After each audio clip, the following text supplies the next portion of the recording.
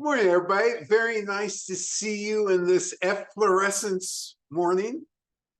Efflorescence is a red tea from ancient tree Isla Mountains.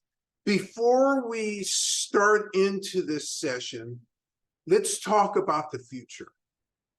I'll look in the crystal ball and I'm going to tell you about what's going to happen starting this upcoming week. This upcoming week, the Tea Master and I are going to start traveling. The shop will be closed on March 29th. We will start a journey that will end up both in China and Japan. And we have a number of things that we want to try and complete in both areas. The first thing to know is that the China part of the trip, we're seeing farmers, we're seeing aggregators, we're seeing all our old friends. That part of the trip will be the first time that we've been back since 2019. So there's lots of catching up to do. We're very excited about going there. And we think that we're going to have some interesting things to talk about when we come back.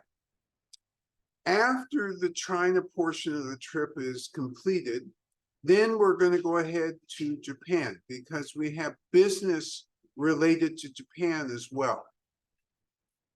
And we're going to spend a couple weeks in Japan.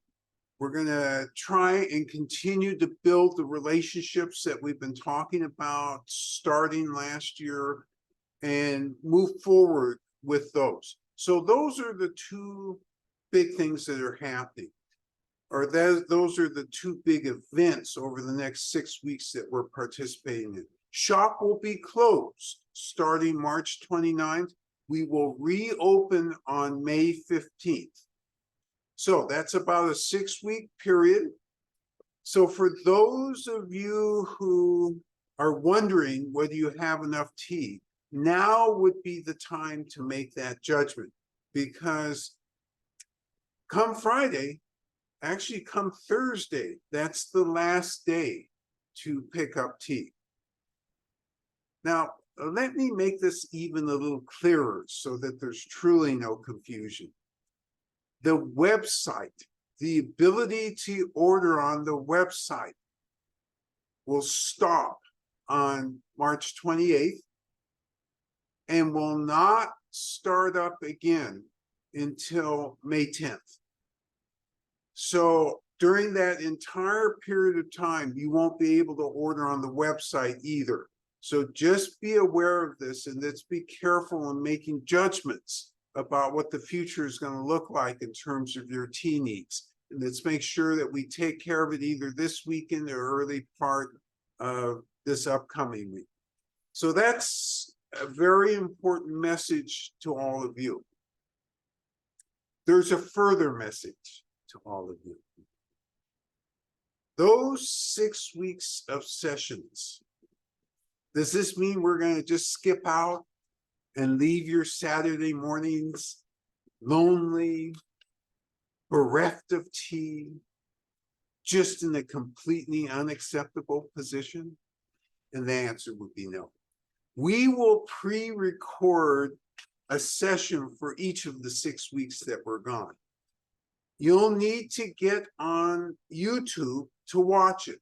The sessions will be shorter because there won't be question and answer, but the same teas that are advertised on the website that we're going to cover, we'll cover. And so you'll have a chance to watch in essence what'll be abbreviated form what our Saturday morning tea sessions are. It'll be fun. We'll miss you. And sadly, we really can't communicate from China unless you're on WeChat with us, because there's a wall over there, a great wall. Oh, wait a minute. Not that great wall. There's the internet wall. And therefore, it's going to be hard to communicate with any of you during this period that we're in China. Once we get to Japan, we will be able to have communications, but we're going to be moving around a lot. And it's going to be hard for us to spend a lot of time trying to communicate with you. But if there is an emergency, once we get to Japan, we'll be able to detect it. Okay, I think that that's the chief news. By the end of this session, I'll repeat most of this so that you don't forget. But let's go ahead and let's leave this mundane area, this mundane, beautiful, drizzly Northern California, or wherever you are. And let's go somewhere else. Let's go somewhere where there are ancient trees. I love ancient trees. They're like the jewels of nature, and they were there before civilization. And then civilization came along and somehow realized fairly early on, hey, these things are long-lived and they're special. And we should either worship them or pay them great honor and certainly care for them. So there's a long history of interaction between humans and these ancient trees. Oh, I haven't even placed where we are yet. Good reminder. We're in Yunnan, which is southwest China. Oh, and yes, I've got to take a little footnote digression here. I apologize. I sent 2 emails which claimed that there were photos in them. And I know that all of you who paid really good attention were thinking, he's testing us. He's testing to see whether we really pay attention to these things. This morning, I detected in neither of those emails did you get the photos. So as an added bonus this morning for passing the test, I added a map to the photos. So you have photos of tea trees and photos related to efflorescence, and you have a map. So let's think about this map first. This is Yunnan province. And where we're going to be today during this discussion is in a place not so far away from Xinping. And you're going to look at the map. Is he out of his mind? Xinping. First off, how do you spell that? Great question. Xinping. And how would we find that? We go to the center of this map, and then we go a little bit to the west and a little bit to the south, and voila, there's Xinping. Then, if we draw almost a straight line to the west, there's another place we're going to talk a little bit about today, Yunnan. Zhenyuan.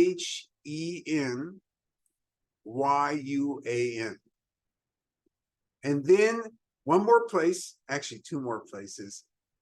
One more place which is bigger than either of those places called Jingdong, Jingdong.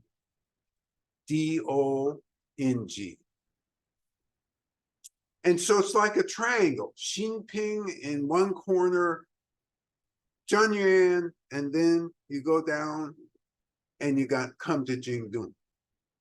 Now I said, let's get this spelling and all this stuff out of the way right now. We have one more place we got to talk about, and that's Jinggu. So we're going to go south a little bit, but more west. Jinggu. So let's start right there. Jinggu has a basin, and in that basin, they have fossil remains of what they believe to be an ancestor of a tea tree. Now, fossil. Oh, this probably means it's old. Well, old is always relative, right? The age of the universe, around 14 billion years, that's old. This tea tree is around 35 million years old. Remember, I said fossilized, it's not alive. So I don't want to hear, God, did you know we have 35 million year old? I wonder if they have teeth from those. The answer is no, no, and no, and no. These are fossilized ancient trees. But what that tells you, and science in China has postulated that tea trees have been around for 70 million years. We're halfway there. We have proof that at least 35 million years ago, this is true. We have ancestors of that. And it also makes clear that tea trees really in the world started in Yunnan. That they're down in this whole area. This is not the area, by the way, that you hear most contemporaries, that is us who are alive, talking about. When they talk about Yunnan and they talk about famous tea trees, what do they talk about? Xishuangbanna. Don't look at the map. Don't look at the map. Xishuangbanna borders Burma. That's all you have to know. And it's a county that borders Burma. That's all you have to know. But it's famous. It's very famous as an ancient and old tree, poor tree production. Did I say poor tree? I did.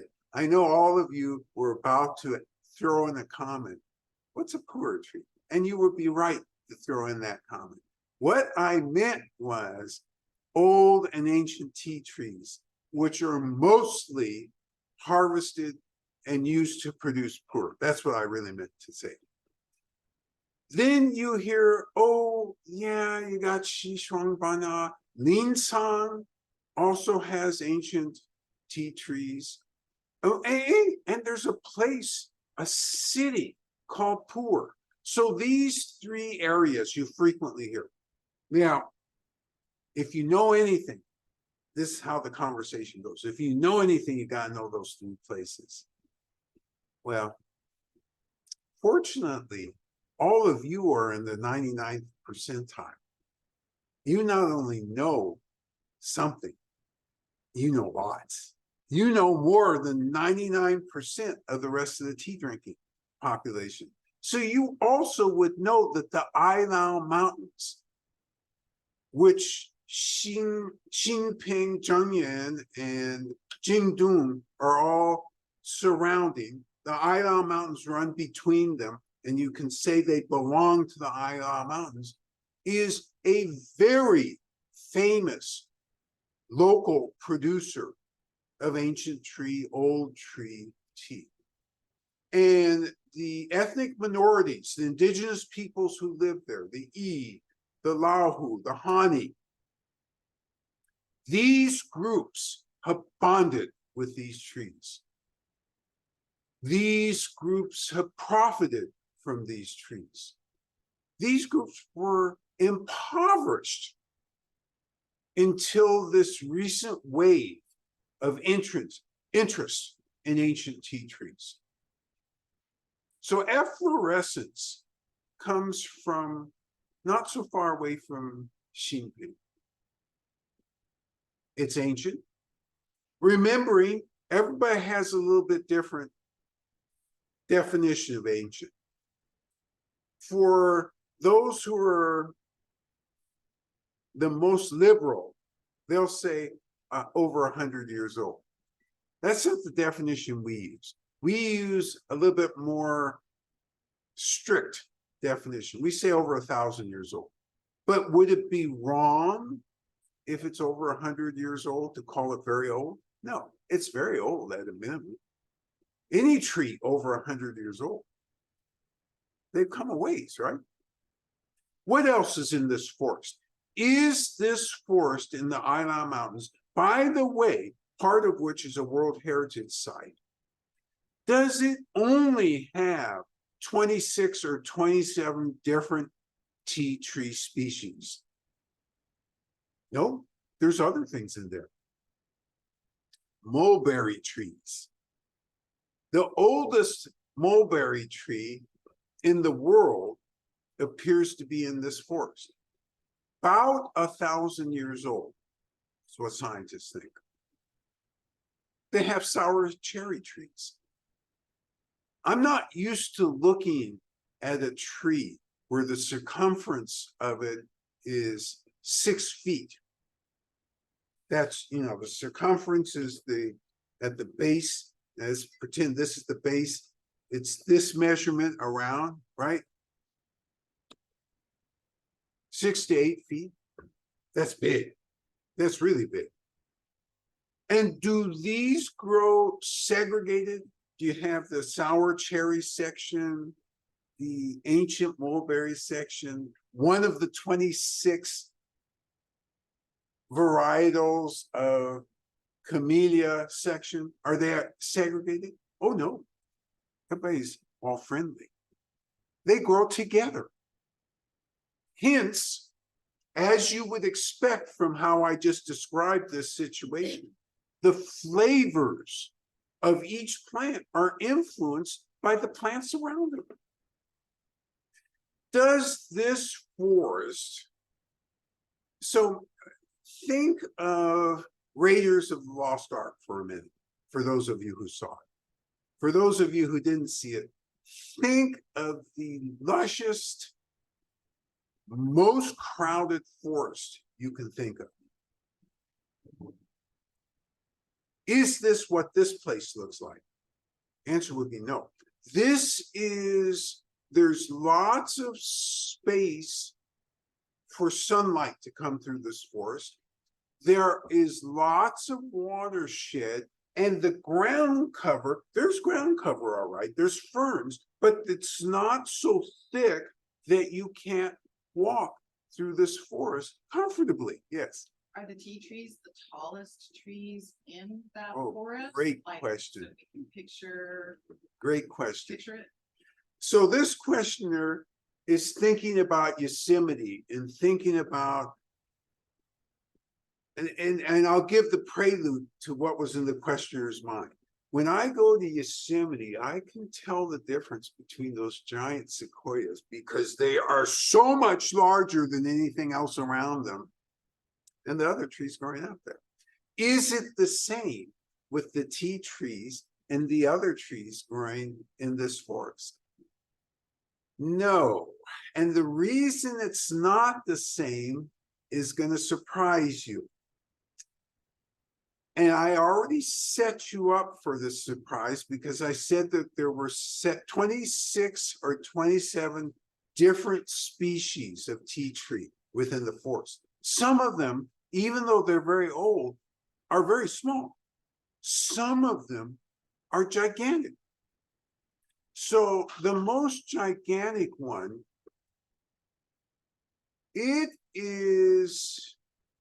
it's gigantic, but it doesn't outstrip the very large sour cherry trees. And so the result is you kind of have to pay attention to what you're looking at. It isn't all, oh, these are just big trees. You got to look up at those crowns. Hey, there's leaves still growing up there. Sour cherries, not so much. Then you got to look at the bark. Oh yeah, that's sour cherry tree bark. Hey, this might be tea tree bark. It's not automatic though, because for most of us, when we think of tea, first off, when we graduated from Lipton's and moved up the chain and have, discarded the seduction points of the big chains and are back on the true road of tea, we think of tea bushes, right? And so you've seen before fields and fields of tea bushes. Very rarely, except for all of you, again in the 99th percentile, very rarely do you think of tea trees because most of us have never been exposed to tea trees. And certainly in the West, is there even one tea tree in existence? And I think I can confidently say the answer would be there are 0 tea trees. Tea trees, as in a big tree form, really, to the best of my knowledge, only exist in China and in the border areas. So the border area between China and Burma, the border area between China and Vietnam, I know for sure that there are tea trees. And the tea trees, by the way, you know, they don't observe those border lines. They grow where they want to grow, but it still has to be the right climate. And so the climate, the terroir, the conditions exist right along the border. So there are those tea trees that aren't in China that are on the border. There are tea trees if you go towards the west, because the old Tea Horse Road went along the west and things were planted out there at some point. Yes, there are some old bordering on ancient trees out there as well, and those aren't in China. But none of those are of the grandeur or the age or the lineage of what's in China. And most specifically, what's in Yunnan. Yunnan seems to be the real home of tea. Now, you're going to have a few scientists in China argue with this. And I understand the argument. I'm not convinced. What they will say is something like the following. They're going to say, yeah, we see this ancient stuff in Yunnan. And yeah, the measurement techniques have been correct. And yeah, it's really old.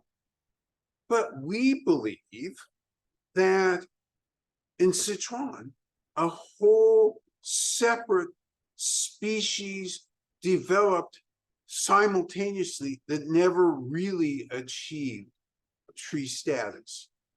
And that would be the small-leafed tea. Now, I know that they have reasons for postulating this.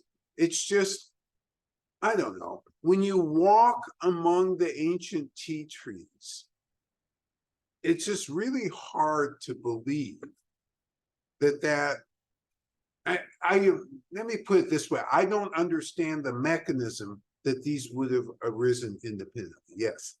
Might the mosses or lichen that live on the trees also impact the flavor at all? Just this commenter is noticing how beautiful it is in the photos. This is a very fabulous question, because the lichens, the mosses, the fungi, as you move through the forest, it's incredible.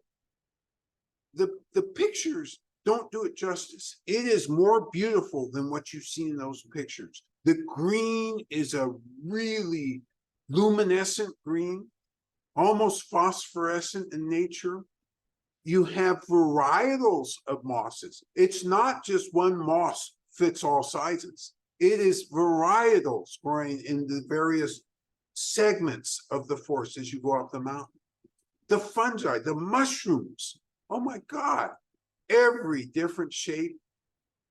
And by the way, the indigenous people, they know what to do with these things.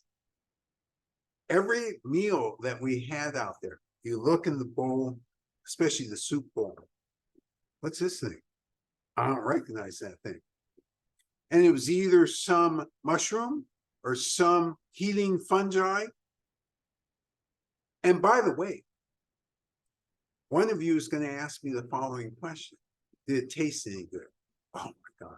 The way they put this together, it was really good. So the questioner, I still haven't answered the question.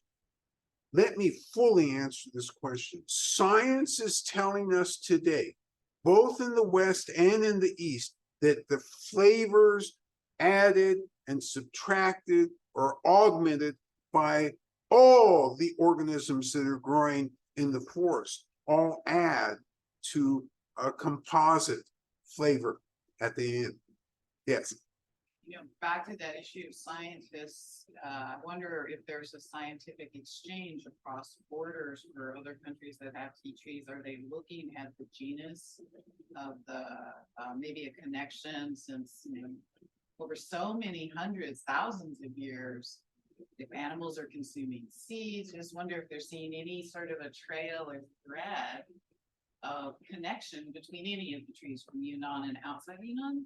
That's a great question, and there is clearly a connection because the species, as they get to the border, they don't just say, hey, this is the border, we can't cross that border. They just, back then, there was no border. They just crossed right over, same species. So yes, and it was the local animals that were propagating, in effect, these tea trees. Here's what's different from China and the countries that are bordering. China, over the last 20, 30, 40 years, has realized, oh my God, this is a real resource, especially over the last 20, 25 years. And they've said a couple things. They've said, we got to start to think of ways to preserve this. That's the first thing. Secondly, hey, this is more than a preservation problem. We got to understand this stuff. So they're sending group after group after group of scientists in all these areas. And in fact, there's nearly 4,000 individual trees that have been submitted to the government as, how do I want to put this? It's submitted and accepted by the government as historic trees, trees that should be saved, and trees that should be researched. And this has all happened within the last 20, 30 years. And so the thought pattern of what to do has been in existence for this 30, 40 years. The actual execution takes time. And so it's hard to imagine that there's any place in the world that hasn't been thoroughly explored. But I have to tell you this, there are parts of Yunnan, parts of these forests that are still getting discovered because there's not density of people. There's density of trees. There's harshness of conditions in some of the forests. Forests that I'm describing today, they're not harsh because of terroir. In the old days, they were harsh because they contained wild animals. And these wild animals, if you happen to be walking alone, or even in a group and you were a slow runner, posed a danger. So that harshness, as the indigenous populations have increased, the harshness has changed because the forest, I think, the canopy and the actual look and feel of the forest probably, I don't know this for a fact, but probably hasn't changed that much, but certainly the animal life through the forest in many areas has changed because they've been hunted out or driven to other areas. There are still existing forests where nobody lives there. No person lives there is what I should have said. You have animals there, but it hasn't really been explored. So the Chinese scientists, institutes all over China are sending people, let's go into this area. Let's look at this plot of land. There ought to be ancient trees in this area. Let's go explore. And sometimes it's the forest managers themselves when they get off trail. Oh my God, look at that tree. Isn't that a tea species maybe? And then they call up the scientists. Hey, down here, there's no trail up here, but don't worry. I'll take you back to where we went. We think we may have found an ancient tea tree, but we're not sure. We need your help. Yes. Are there any animals that like to eat tea tree leaves? Are there any animals that like to eat tea tree Or any leaves? part, we talked about possible propagation and movement by way of animals. Just maybe kind of curious about what enjoys chewing on leaves or certainly the seeds, seeds. the flowers, because the bees and other birds and squirrels, yeah, they eat that and move it. There are other rodents who probably also eat the seeds and move them. In terms of primates, because there are gibbons in this forest. I am unaware of whether they can tolerate, and if they can tolerate, whether they like. They might, because these leaves have caffeine in them, right? And so they might like them as a mild stimulus, and yet remembering that the flavor for us is bitter. And I don't know, gibbons may like the sweet stuff. They may have sweet teeth. I'm not sure. So great question though. And actually, that's a question we're going to go to Yunnan this time. And that's a question we can actually ask when we're down there, because where we're going, we're actually going to the Highland Mountains. Where we're going, they'll know the answer to this. All right. And as usual, oh my God, I had this huge sense that I could feel all this thirst coming through the camera. And at first I couldn't understand. I thought I only talked 2 or 3 minutes. Turns out I've talked a little bit more than 2 or 3 minutes. And now I understand why you're thirsty. Oh, and the tea master is already over here patiently waiting and wondering why I'm still blathering on. Is that right? That's what I thought. So without further ado, let me bring in Biju, the tea master. And she's going to demonstrate efflorescence, and then after that, we'll brew along with you. Hi, good morning, everyone. We do red Hong Cha. The Hong is red. Hong. Okay, so this I prefer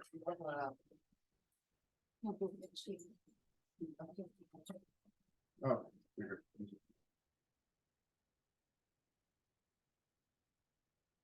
this is from the instant red tea. Yeah, it's called.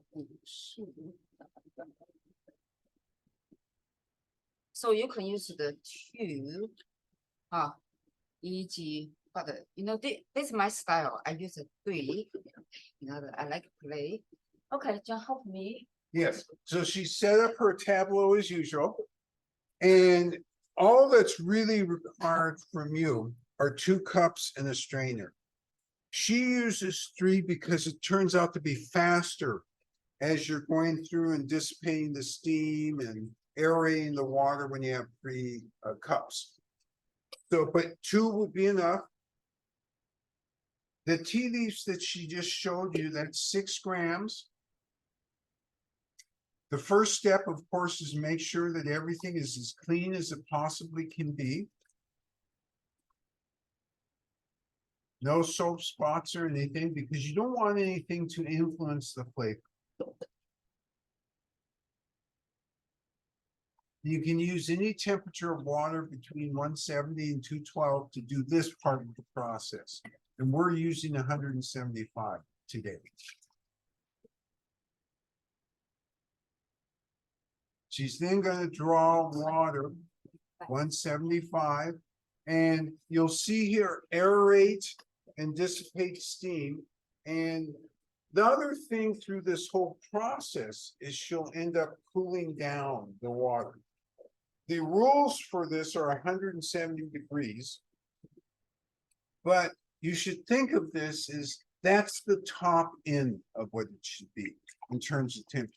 If it's lower end, that's okay. And what is lower end? Okay, I already sensed that question coming. If you're down at 160, it's not a problem.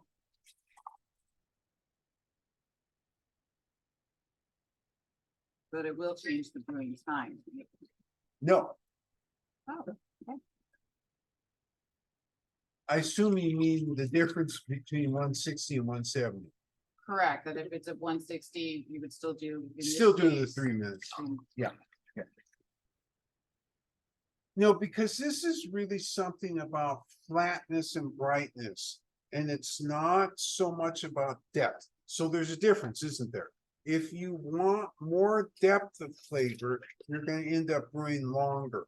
If you want a certain type, if you're happy with a certain type between 160 and 170, that's fine. If you want more depth, you would brew longer. And what that would do would change the thought about a second brew. Because if you're gonna end up brewing the first one for 4 minutes or 5 minutes, are you going to brew the second one for 2 minutes? No, probably not, because you have less flavor in there. So we come to these through testing, incessant testing. Okay, she's gonna pour the water in. She shook the leaves, heated the leaves all up, not pouring directly on the leaves. Not in an insane hurry, just steady tea rhythm. And setting the timer for 3 minutes. Some of the leaves are on top and aren't in the water. Is that okay? Yes, so this question is, we're gonna look here in a minute, I'm gonna show you something. So if you look at the top here, we have some of the leaves which are not in the water. Actually, everything's kind of in the water, but they're not soaking in the water. That's the question. And is that a tea master error? The questioner asked. And the answer is no, it's not. This is done on purpose. And it's done on purpose because you want a nice second steeping out of this.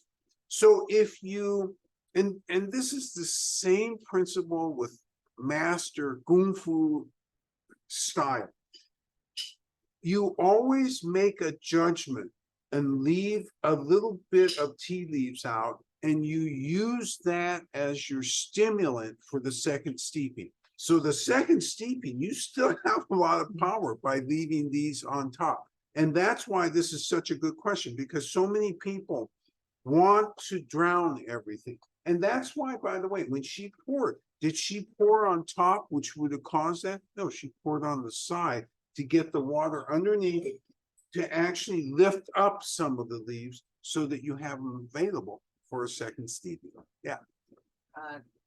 Comment from a participant, warm, dry leaves smell like chocolate covered cherries. Chocolate covered cherries, two of my favorite things.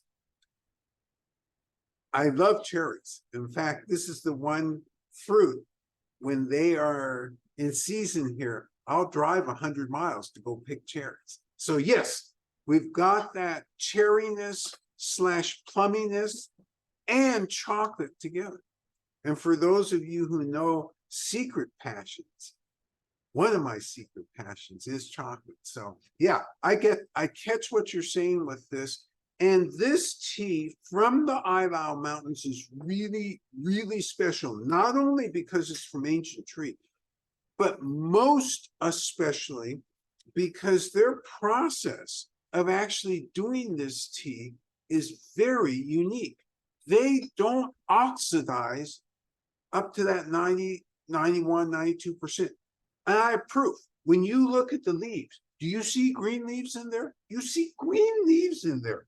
In most red teas, do you ever see green leaves? No, the answer is you never see it in Anhui reds. You never see it in the Fujian reds, but in the Yunnan reds from ancient tree, you see it. That's the indigenous people's style of brewing, and it creates this wonderful, interesting flavor and aroma. Timer went off, 3 minutes. Tea master, not in a huge hurry, just nice and steady, being present, make sure that all the tea gets into the liquid, all the liquid gets into the glass, and none is left with the leaves. So, what do you have here? Wow, you have a beautiful color. That's what we start out with. Let's see what else we have. Oh my gosh, from right here, I don't even have to get my nose close. I can smell this thing. We have a wonderful aroma. Oh my gosh, a strong aroma. Okay, we're going to enter the quality arena. What does that mean? That means ascertaining where in the mouth you get astringency, ascertaining do you get an aftertaste, And then telling yourself, hey, what do I feel? What are the energetics of this? How am I feeling about this tea? It's not how I'm feeling about the tea.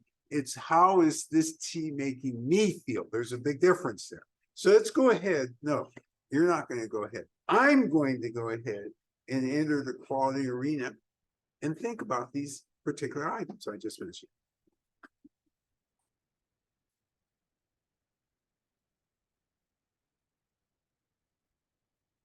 I took a bigger sip at 170-degree sip. Oh yes, there's astringency. This is really tea.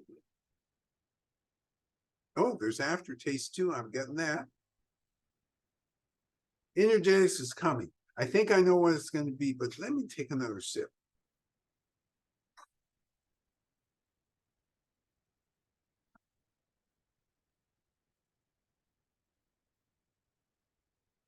Oh, man. There's lots going on with this. And there is energy in this. It's your turn to brew.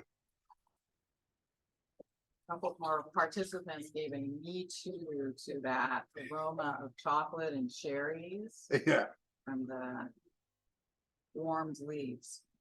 Yep.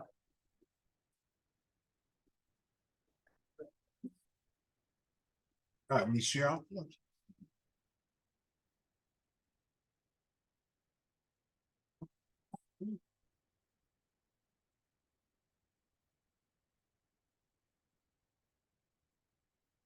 Okay, so you're setting up your tableau with 2 or 3 cups.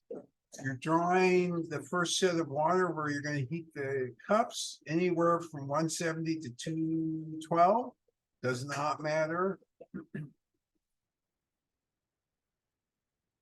Do sour cherries have some of the same qualities taste wise that we're used to in our cherries? That would lend to the, It would. You know, that's a wow. That's a really good question. Huh. And I'm not sure I know the answer. They're very tart. They're very tart. And when I was talking about I drive 100 miles to pick cherries, not to pick sour cherries. I drive to pick the bings. But I'm thinking because I've had plenty of sour cherries in China, and actually it does. There is a crossover in flavor. Once I get beyond the tart, you're good catch, very good catch. There is that flavor of cherry that you would recognize once you got past the tart. It's funny, you know, because culturally we all make these comparisons from where we start. And that's why the language of flavor and aroma is so hard, because our starting points are all so different. And that's why it took me a minute to think through that and think about what I meant when I said the cherry comment, and then to think about what I experienced there when I taste the sour cherries. All right, you've made sure your cups are hot, clean. You've opened your bag labeled Efflorescence, 6 grams, already pre-measured.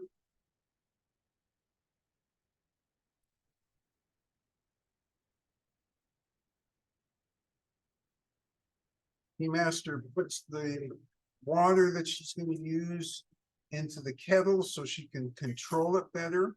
If you have that opportunity, you should do it.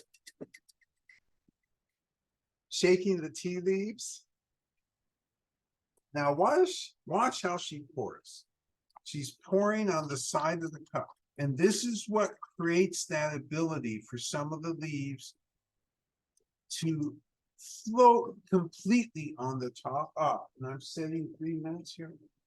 And some of the leaves to be completely under.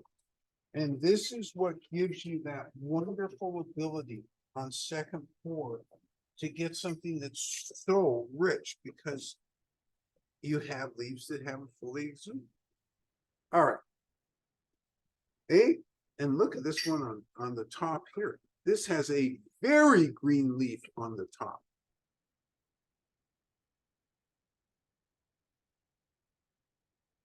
And again, that's because when they oxidize to around 80%. So normal oxidation for red tea is around 91, 92. This one, 80%. And this is really a specialty of the indigenous peoples in this area. The very first time we had this, it was so fragrant. We were thinking, oh my God, this is incredible. And then when we tasted it, it's so obviously different. This type of flavor, and I would say the intensity of it, and maybe the viscousness of this can only come from here. And that's why last week we talked about the flavor profile of Anhui reds. Today we're talking about the flavor profile of Yunnan reds. However, that's false, isn't it? Because Yunnan reds are divided into a few flavor profiles. Because when you go to Fengqing, it's one sort of Yunnan red. When you come to Ailau, it's another sort of Yunnan red. And the Yunnan red here, to the best of my knowledge, is the least oxidized of the reds, and therefore brings out more fruitiness, more pungency of flavor, which I love. And when we had these, it was like, how does this ancient tree produce stuff like this? Well, it's a combination, isn't it? It's the beautiful movement between the dance of nature and the dance of culture. The culture that appreciates and loves and embraces tea tree, in many cases, as a totem, to almost, you could say, a spiritual outcome. So let's not be confused, because you know how I hate confusion, especially when it comes to treating this as if it's a cult. That's not what I meant by the spiritual nature of it. Really, what I meant was the care that goes into this product, which comes from their totem, and the imagination which comes. Okay, your timer has gone off. You're separating the tea liquid from the tea liquor. Oh, that's ridiculous. The tea liquid from the tea leaves. Oh my gosh, I haven't had enough tea this morning, evidently. One of the participants referred to tea as Yunnan liquid gold. Hey, love it. Yunnan liquid gold. Love that call out.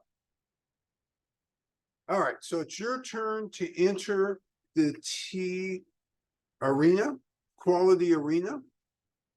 And remember, you're going to take a sip first. This is 170-degree sip. So that means you can grasp a little more, cover more of your tongue. Got some commentary back. Satiny, smooth, and juicy mouthfeel. What was the first sip part? Satiny, smooth, and Satiny, okay. juicy mouthfeel. Satiny, smooth, and juicy mouthfeel. Love this comment. It's the suggestion that it is really, really easy to drink. And some more commentary. The astringency builds beautifully, so easy to drink. The roasted flavor lingers and continues to bloom in the mouth after each sip. And then some energetics, warming and centering. Absolutely perfect for a rainy day like today. Great commentary. So energetics wise, warming and centering, really good for an overcast, drizzly, rainy day. In terms of Astringency in- builds. the astringency builds, it's easy to drink. And then what I really loved was this next part of the comment, which is this commentator picked up and put up front the roastiness. And I sometimes forget to do that. And so this commentator, because they're probably coming to this for the first time, it's obvious. And it is obvious, and yet sometimes I walk right by that. I love this comment for the totality and the breadth. Centering and warming, absolutely, yes. Another participant shares scent transition from chocolate from the warm leaves to malt with hints of the vegetal in the steeped leaves. And the tea liquor is very round. There's a sense of hot cider. Sense of hot cider, round tea liquor. The tea leaves morph from chocolatey, cherry-like into malt. Malt and what else? Malt with hints of vegetality. Oh yeah, hints of vegetality. Love this comment because, you know, the tea master always reminds me, when you're talking about tea, is it a plant or is it a non-plant? And so obviously it's a plant, isn't it? So there's always going to be some connection to that vegetality, and how it is expressed is different from type to type. And so I love the fact that you captured that. I love the fact that you captured roundness. This is absolutely round. And that's part of what makes it easy for you to forget. Oh yeah, I'm supposed to be in tea rhythm here. Why is my cup empty? I started out in tea rhythm, and then all of a sudden the cup took over. Yeah.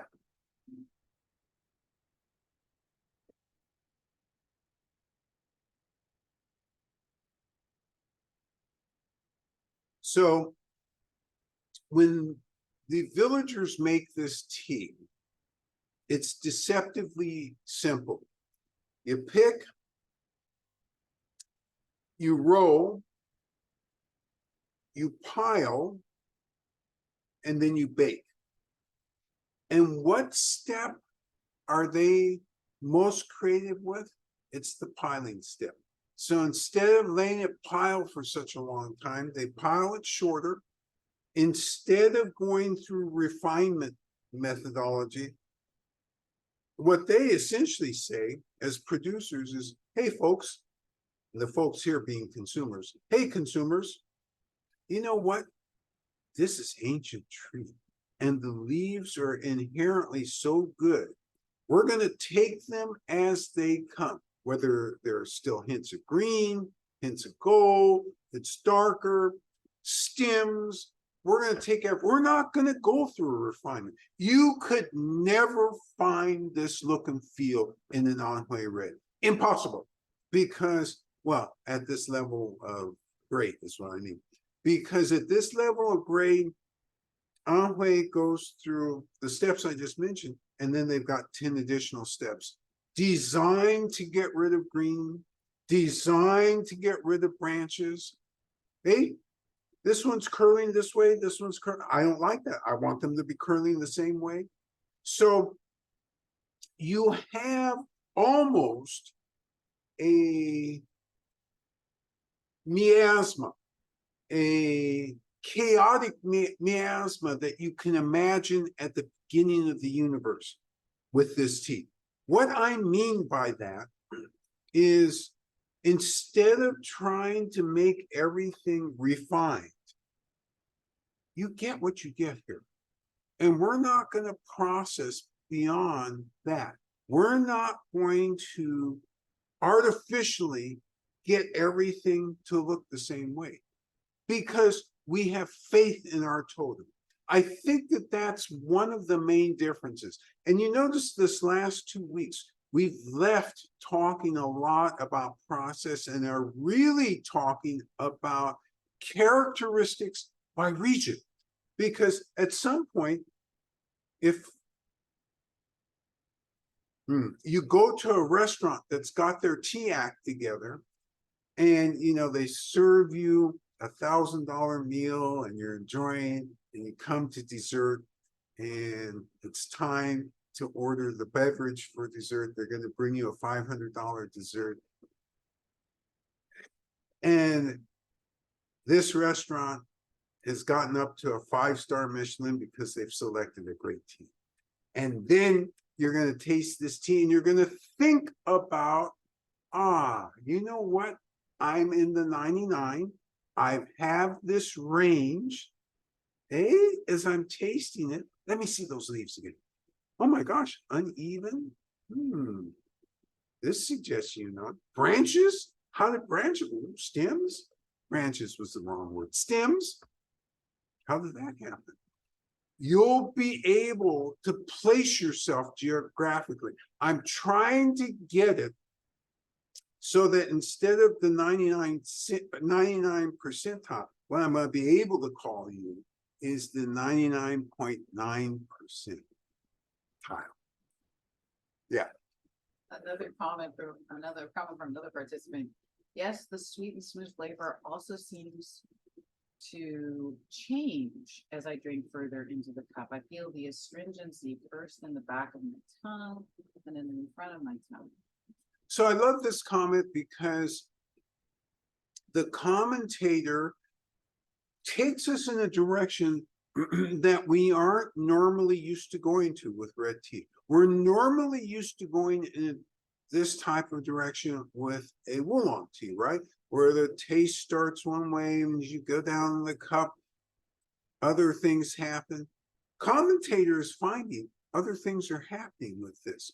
Why would that be? And again, it has to do with not trying to even things out. In Anhui, let me stop picking on Anhui because I'm gonna get in trouble. And I love Anhui. So let's first start out. I love Anhui. I'm not picking on Anhui. Let's go to Fujian. And Fujian, when they're doing fine reds, again, everything is very even and the look and feel is very uniform. The look and feel isn't uniform here, and that helps bring all these permutations as you go down into in terms of flavor and aroma. It's really fun. Yes. Another participant shares, hey, I'm getting a sense of warming spices lingering in my mouth. Love the fact you picked up on spices. I picked up early with this particular tea on a sense of spice. And yet it has so many other things going on that it's easy to forget until somebody, hey, there's some spice in it. Yeah, you're right. There is some spiciness. And it's a warming spice. And somebody early on made mention of cider. And every time you make mention of cider, to me, that brings in my head, oh yeah, there's some spices too. This isn't, just about appleish or sweetish. This is, some spices going on. Okay, how am I doing? Oh my goodness, doing way too much as usual. All right. Love this tea. Love this tea. And we had no self-control when it came to making a choice about this. This tea chose us. And you saw today all the reasons why it chose us. You also saw today why process matters, why the starting point in process matters. We talked about why and how it mattered in Anhui last week. Now we see a different methodology. We see a different outcome. Is one better than the other? Absolutely not. This is what makes Chinese tea so unique. Each area is going to have a different outcome. And you get to start to recognize these, and then you get to kind of fall in love. Yeah, I'm in love with that. The ancient Yunnan reds or the handcrafted Fujians. These are the commentaries that end up being useful to you. Secondly, I said I was going to remind everybody, and I am. We're leaving, and the Thursday is the last day you're able to purchase anything from here all the way up until May 15th. Whoops. So just be aware of that. And that's, if you need something, please let us know earlier than later. I was asked another question, and I want to answer this also. And the other question was, are we going to take groups again? And the answer is we don't know yet. And so, again, we haven't been back since 2019. So part of a very serious consideration this time is whether we can do groups. We would love to do groups, and we think we have some good places singled out to do groups, but we're not going to do groups in a vacuum. We're going to consider the circumstances of destination, consider the circumstances of everybody's mood before we make that type of a decision. And I think, have I missed anything? I don't think so. I think these are the key points I wanted you to take away today. Again, particularly about the rhythm of this shop. You won't be able, oh, there is one more thing. The next 6 sessions, if you're wanting to buy those, you should buy soon. They're on the website, so you can buy direct, and we'll send you the tea leaves, but you gotta buy before the 28th, because after the 28th, they won't be on the website. You won't be able to buy anything on our website after the 28th. All right. The reason I like hanging out with you and feel grateful that I have the opportunity to hang out with you on Saturday mornings is because you always expand my understanding of teas. And I appreciate that because your commentary is crisp. You ask really, really good questions. You stretch yourselves. You make the comparisons. You're interested in the history. You guys are wonderful. So I again salute you. I give you your assignment for the next 6 weeks. You know, usually I only give you a week's worth of assignments. This is cruel and unusual, but it's coming nonetheless. These next 6 weeks need to be magical for you. You need to be in great health in order to experience the magicalness of it. Focus on the health aspect. We'll see you when we get back. Bye-bye now. Bye.